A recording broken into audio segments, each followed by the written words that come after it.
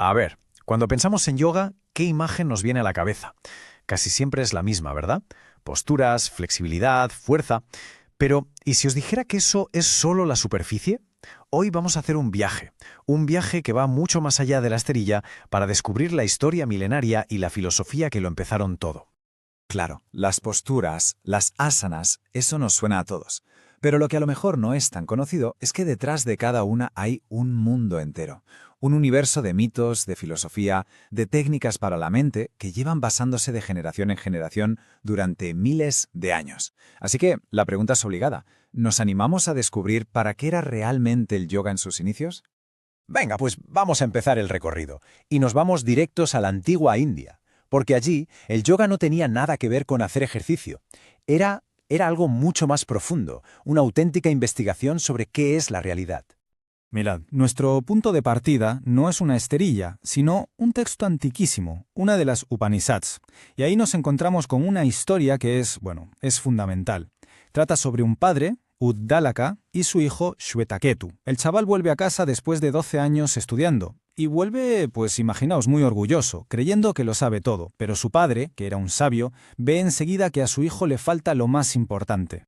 Y la lección que le va a dar empieza de la forma más sencilla que os podáis imaginar. El padre señala un trozo de arcilla y le pregunta a su hijo qué es lo que ve. Shwetaketu, claro, con toda su formación, responde lo obvio, pues arcilla. Vale, pues unas horas más tarde, esa misma arcilla ya no es un simple trozo.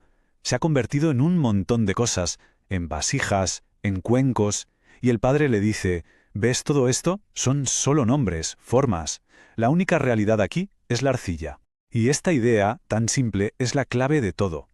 Y aquí viene el momento álgido, la gran revelación.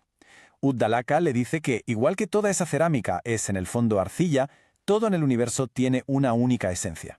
Y entonces le solta una de las frases más famosas de la filosofía india, Tat Twam Asi, que significa literalmente, eso eres tú. Le está diciendo, hijo, esa esencia del universo, eres tú, no hay diferencia. A esta esencia individual, a este ser con mayúsculas, se le llama Atman. Y aquí está el quid de la cuestión. El objetivo original del yoga no era tener un cuerpo flexible, era esto. Era llegar a experimentar directamente que nuestro ser más profundo, nuestro Atman, y la realidad última del cosmos son una y la misma cosa. Vale, ya tenemos el porqué, la base filosófica. Ahora vamos a ver el cómo. ¿Cómo se llega a esa comprensión? Pues para eso tenemos que avanzar unos cuantos siglos y conocer a un sabio llamado Patanjali, que fue quien puso orden en todo esto. Este que vemos aquí es Patanjali. A él le debemos los famosos Yoga Sutras. Y ojo, que él nos inventó el yoga de la nada. Lo que hizo, que no es poco, fue recopilar y organizar todo el conocimiento que había en su época.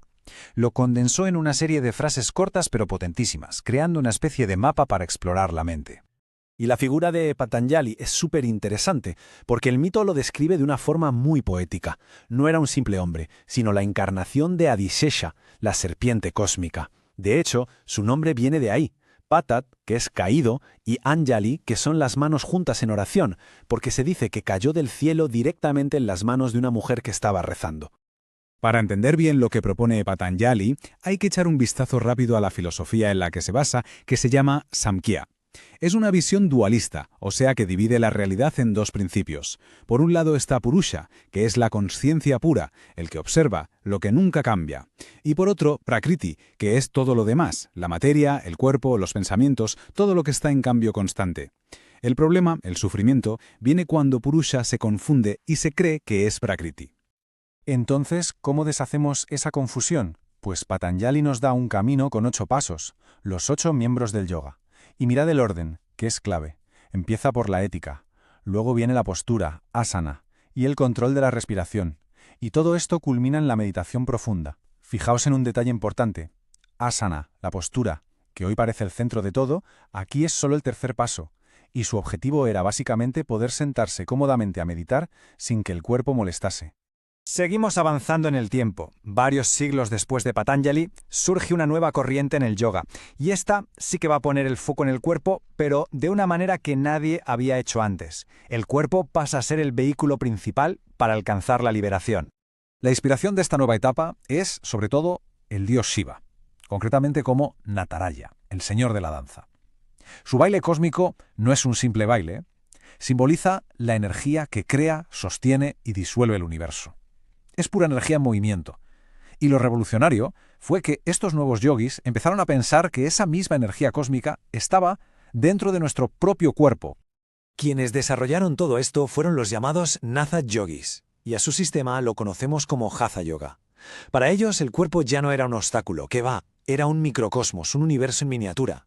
Y a través de las posturas, de la respiración y de técnicas de purificación, lo que buscaban era despertar esa energía interior, ese prana o kundalini, para poder unirla con la conciencia universal. Y con esto, damos un salto enorme hasta la era moderna, porque aquí viene la gran pregunta. ¿Cómo es posible que algo que practicaban ascetas en cuevas perdidas del Himalaya se haya convertido en el fenómeno mundial que es hoy? Bueno, pues la respuesta está en una serie de figuras clave. Todo empezó a finales del siglo XIX, cuando Swami Vivekananda dejó a todo Occidente con la boca abierta hablando de filosofía hindú. Y ya en el siglo XX, maestros como Swami Sivananda o sobre todo el gran Tirumalai Krishnamacharya se encargaron de adaptar esas prácticas físicas, de hacerlas accesibles para la gente de a pie. Ellos son, en gran medida, los padres del yoga moderno que vemos en todas partes.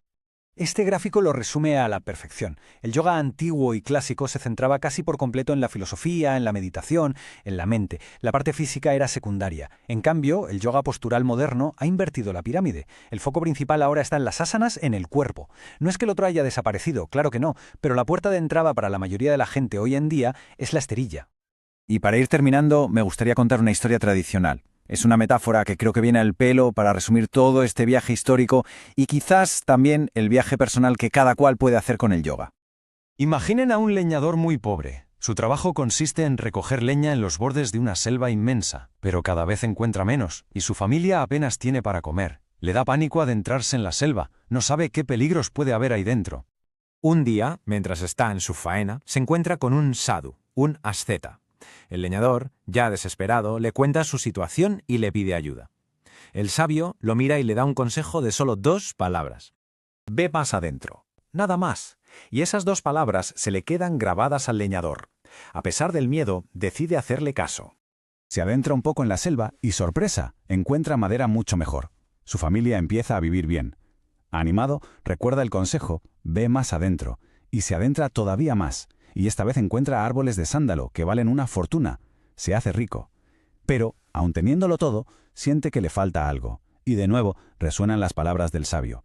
Así que, una última vez, se adentra hasta el mismísimo corazón de la selva. Y allí, en un claro, ¿a quién se encuentra? Al sadhu, meditando en completo silencio. Y en ese momento lo entiende todo. La verdadera riqueza no era la madera, ni siquiera el sándalo. La verdadera riqueza era la sabiduría de ese hombre, la fuente de todo. La moraleja de esta historia es bastante clara, ¿no? La práctica de las posturas, de las asanas, puede ser como recoger leña en el borde de la selva. Y está genial, porque nos da salud, nos da fuerza, nos hace sentir bien, pero el consejo del sabio sigue ahí, flotando en el aire. Ve más adentro. Toda la historia del yoga es una invitación a eso, a explorar nuestra propia selva interior, a descubrir los tesoros que hay más allá de lo físico. La pregunta al final queda abierta. ¿Hasta dónde nos vamos a atrever a ir?